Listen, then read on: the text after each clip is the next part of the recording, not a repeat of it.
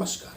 Up to date channel के माध्यम से आज मैं आपको भारतीय संविधान की प्रस्तावना से परिचय कराने जा रहा हूं।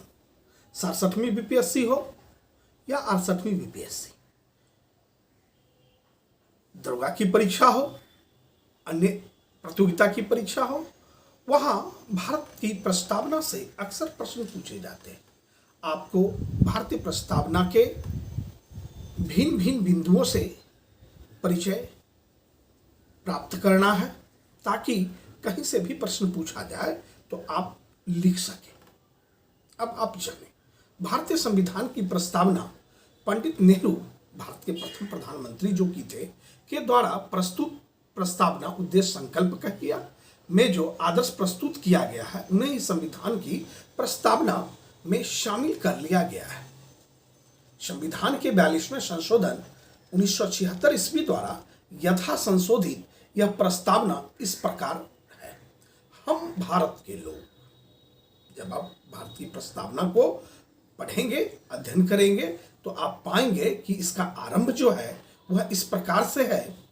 हम भारत के लोग भारत को एक संपूर्ण प्रभुत्व संपन्न समाजवादी पंथ निरपेक्ष लोकतंत्रात्मक गणराज्य बनाने के लिए तथा उसके समस्त नागरिकों को सामाजिक, आर्थिक और राजनीतिक न्याय, विचार अभिव्यक्ति, विश्वास, धर्म और उपासना की स्वतंत्रता, प्रतिष्ठा और अवसर की समता प्राप्त करने के लिए तथा उन सब में व्यक्ति की गरिमा और राष्ट्र की एकता, आप जैसा कि समझ रहे हैं, राष्ट्र की एकता प्रस्तावना में जो आप देखते हैं और अखंडता सुनिश्चित करने वाली बंधुता बढ़ाने के लिए दृढ़ संकल्पित होकर अपनी इस संविधान सभा में आज तारीख 26 नवंबर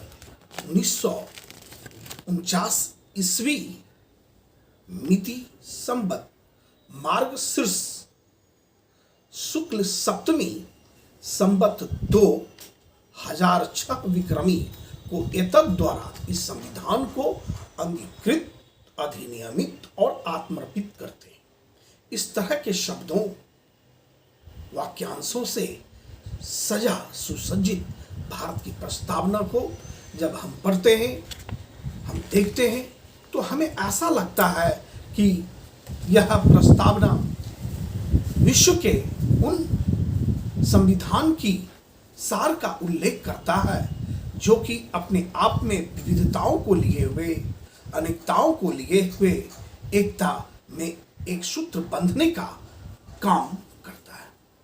भारत की प्रस्तावना के अध्ययन के बाद आप महसूस करते होंगे कि यह प्रस्तावना भिन्न भिन्न भाषाओं में, भिन्न भिन्न धर्मों में, भिन्न भिन्न प्रांतों में जो एकता और एक सूत्रता का बंधन बांधने का कार्य किया है, वह अनोखा और अद्वितीय चीज है।